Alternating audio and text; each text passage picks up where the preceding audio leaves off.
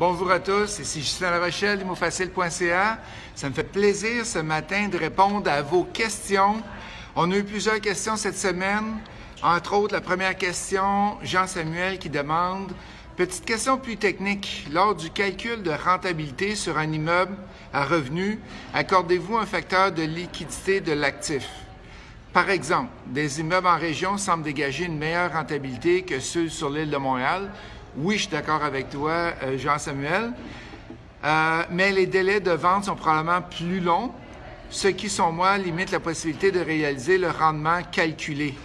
Merci et bonne journée. Bien, ça n'a pas rapport le délai de vente, parce que dans un immeuble à revenu, Jean-Samuel, qu'est-ce qu'on fait? C'est qu'on recherche la rentabilité mensuelle et non pas la rentabilité quand tu vas revendre. Oui, ça fait partie de la game, mais quand tu attends pour vendre en région, que tu attends 6 mois, 9 mois ou 1 an, bien, qu'est-ce qui arrive? C'est que tu es capable quand même de faire de l'argent avec ton projet. C'est que je suis pas inquiet avec ça. Est-ce que ça limite les possibilités de réaliser le rendement calculé? Non, parce que tu as tout un rendement qui rentre à chaque mois, plus la capitalisation. On a une question de Dominique ici maintenant. Bonjour, est-ce que pour effectuer un agrandissement de maison ou de plex, l'entrepreneur doit avoir une licence RBQ de maison neuve ou simplement de petits bâtiments? Pour répondre à la question, je ne suis pas un expert là-dedans, mais selon moi, un agrandissement de maison, ce n'est pas une maison neuve, c'est une rénovation qui est faite. L'entrepreneur doit avoir une RBQ de maison neuve, non. Ce n'est pas une 1.1 que tu as besoin, c'est une 1.2 que tu as besoin de licence. Pour petits bâtiments, la 1.3, c'est une licence pour grands bâtiments. Et si vous voulez en savoir plus, on a une formation que nous avons en entente avec GSC, Gestion Solutions Construction, qui donne toutes nos formations pour devenir entrepreneur général. Fait qu'ils vont pouvoir vous répondre à la question si vous avez des questions. Ou si vous voulez suivre le cours, c'est assez simple. C'est 7 fois 3h30 et vous êtes capable d'avoir votre licence d'entrepreneur général pour faire des travaux, pour gérer des travaux, excusez-moi. Vincent me demande, salut, j'aimerais avoir votre avis entre l'option 1 ou l'option 2. L'option 1, une personne à 0 $ mais veut se lancer en immobilier.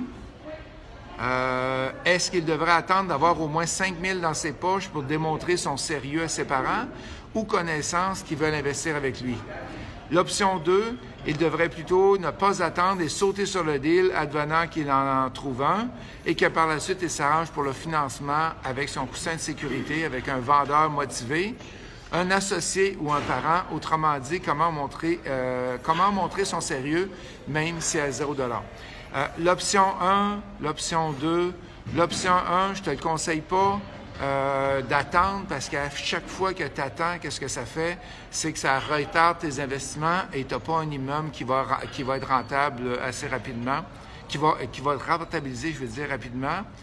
Tandis que l'option 2, bien, tu trouves un partenaire, c'est ça que je fais à tous les projets.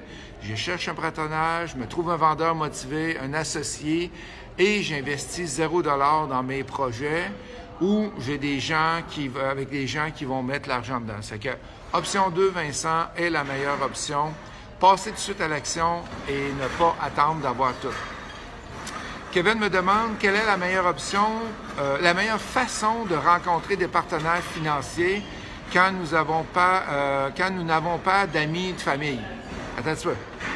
Quand nous n'en avons pas dans nos amis ou nos familles pour l'achat d'un premier plex. Bien, la meilleure façon, ça dépend quelle grosseur tu achètes, bien sûr, ça dépend si tu as des connaissances. La meilleure façon, c'est sûr, c'est du réseautage que tu es capable d'aller faire, mais j'aimerais savoir, tu ne le dis pas, Kevin, mais j'aimerais savoir combien de personnes t'as demandé, à part papa, maman et grand-papa, grand-maman, là, combien de personnes t'as demandé, parce que dis-toi bien, tu as pas loin de 200 personnes qui gravitent autour de toi. Je suis à peu près sûr que tu t'es pas rendu à 200. Ça fait que si tu l'as demandé à 5, c'est pas assez. Monte, va chercher des gens qui ont de l'équité. Mais les réseautages, les formations ImoFacile, par exemple, tu viens au coaching double, bon, ben dans la salle de coaching double, il y en a des gens qui sont intéressés à investir en immobilier et il y en a d'autres qui ont de l'intérêt avec l'immobilier, Ils ont du cash, mais ils ne veulent pas aller faire la job de terrain comme toi, Kevin, tu serais capable de la faire. On s'en va maintenant après ça avec Vincent. Lorsqu'on transfère des immeubles achetés en notre nom personnel vers une SPA de détention, une société par action, on appelle ça une compagnie par action aussi, une incorporation, doit-on payer une taxe de bienvenue?